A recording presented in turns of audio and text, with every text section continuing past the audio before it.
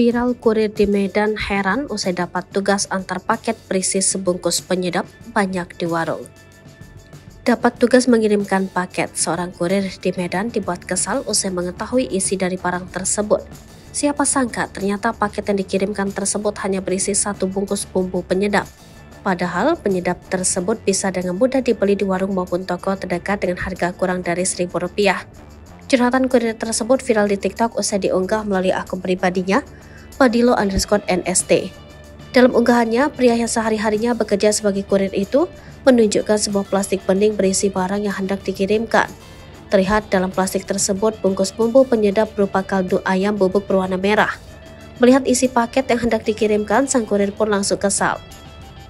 Padahal bumbu kaldu bubuk yang dikirimkan melalui kurir paket tersebut bisa dibeli dengan mudah di warung terdekat. Kurir tersebut menyayangkan jumlah kaldu yang dikirimkan hanya sebungkus saja. Meski kesal, bumbu tersebut akhirnya tetap dikirimkan kepada sang pemilik.